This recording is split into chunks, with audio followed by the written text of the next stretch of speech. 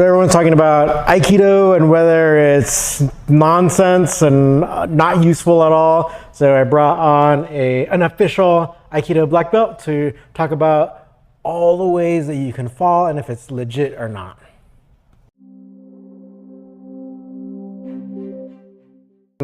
Even in our videos, and we're actually co-workers at UCLA, but you do have a black belt in Aikido. How long have you been studying? I've been doing Aikido 20 years. I grew up in an Aikido dojo. My parents had Tarzana Aikikai, so I've been doing it since my first birthday was on the mat. So I've been awesome. Mm-hmm. I've had 20 years of experience. Got my black belt from Yamada Sensei, one of the students of the founder of Aikido.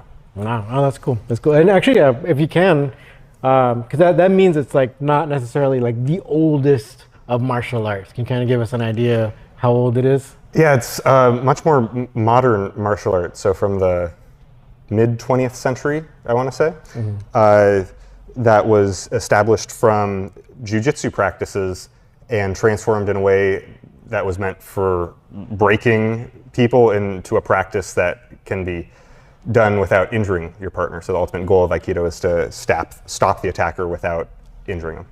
Yes, and that's actually what we're going to talk about like right now. So when you see Aikido demonstrations, a lot of times you'll see people rolling around a lot. And I think a lot of people think that makes it seem fake, right? Am I correct in that? Right. So in Aikido, although we are doing techniques that can damage the joints and throws that can hurt the attacker, we are doing a cooperative practice. So you follow the throw of the other person because that makes your falls better, and it allows the person doing the throws to practice in a way where they can complete the throw even if they're still learning it. Yeah, so we're going to find out, because personally I think that there's a lot of good to it, so why don't we get into this whole idea, because I think right now with regards to like takedowns and stuff, if you're anywhere in the United States or even like some other countries where one of the main takedown arts, like you might not have access to freestyle wrestling or regular folk style wrestling, or let alone catch wrestling. So a lot of takedown arts that you'll find more easily is judo. And let's go ahead and talk about like how they fall and then how Aikido falls. All right, so one of the main characteristics that you'll see in judo, and I'll probably just put a video of it, like someone is like a big slap. All right, so they want to disperse the weight, they want to kind of stop the momentum, but Aikido is different, right? Can you kind of give us an explanation of how falling is different in Aikido? Yeah, absolutely. You want to use the momentum that you're given and use that to ideally spring back up to your feet. So if you were to fall, you'd end back up in a fighting position where you can either defend yourself or run if needed. And rotating around your spine, looking back at nage, at the person throwing, is very important. Helps you rotate around your spine and protect your head, which is done similarly in judo, but the emphasis isn't so much on slapping, but rather the rotation so that you can get back up to your feet faster. All right. Okay, so why don't you give us a demo? So for basic Aikido front roll, I'm going to squat and lower myself to the mat, looking back at the person throwing. The leading side is going to meet the mat with the pinky on the outside, and I'm going to keep my head rotated towards the attacker the whole time. So I have my leading side meeting the mat, looking back, and rolling over, keeping my gaze back as long as I can. And if I'm going backwards, it's the inverse. So I'm looking back, and I keep my gaze forward that entire time. When falling for a bigger throw, like a hip throw or koshinagi in Aikido, a little bit of a different fall. So I want to rotate around my head and using that leading arm as a curb feeler, so I'm not slapping with the arm, but using it as a point of rotation as I go over. Okay, so we're going to kind of give an example of like what are the differences between the way of falling for judo and Aikido? So judo is really about like dispersing the momentum, kind of dispersing the impact. So I feel like that kind of creates like a pause.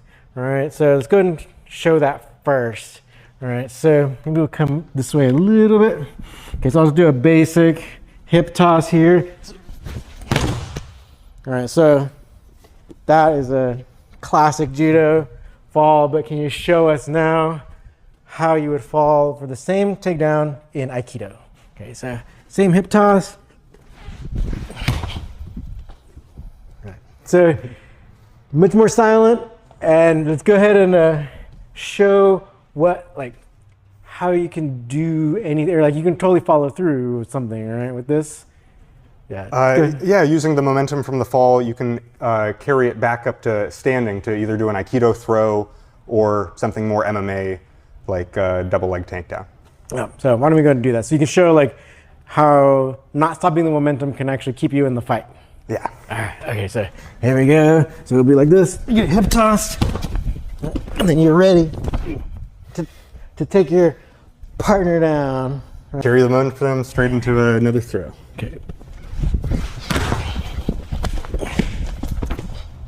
I think ultimately this is really more beneficial with regards to like say like wrestling and stuff. But how about for like a kickboxing takedown, like a Sanda takedown? Yeah, absolutely. So in Sanda, of course, you don't want to be taken down, but if you do, you want to fall in a way that protects yourself and gets you back up to your feet with minimal energy. So Aikido falls are very useful for that because it stops you from having to slap and disperse the force, taking a lot of the pressure of the fall. Instead, you can spring back up to your feet and be ready for fighting again. All right, why don't we, let's give a demonstration here. Okay, so we're gonna show how to roll out of a Sanda takedown, more of a judo way, and then we'll show an Aikido way. All right, so we're here in a Sanda match, right? You go ahead and throw a side thrust kick from here, get it out of the way. I'm gonna make you go forward. Okay, total judo weight dispersing, and you stop the action, right? Which can, like say if you are in a MMA match or whatever, then if you kind of stop there, then they can just jump on your back, right? Yeah. Okay, so let's go ahead and go over the Aikido way. So go and throw the same kick here, get it out of the way, make you go forward, and then you're safely away, right? So now you're still in the fight, right? You haven't like stopped the momentum. I can't jump on your back. You're far enough away where so I can't really attack you. I'd have to like run to you. Yeah, it takes a lot less effort too. I just turn, look at you as I go over that shoulder and spring back up to my feet. It takes a lot less effort than slapping so hard with the forearms. One danger is hitting your head as you go over, and looking back at the person throwing really helps prevent that as you do the roll. Awesome. All right. So do you think you can come back in the future and show us more about how Aikido can be used in real matches or real fights? I'd love to. Absolutely, Coach. All right. Thank you for having me. And then what's your YouTube channel? You can follow me at Aikido Max, AIKIDO-MAX. All right. Okay. So we'll see you in the next video right down here. And also, if you have any questions for Max or anything else you want to see, down below.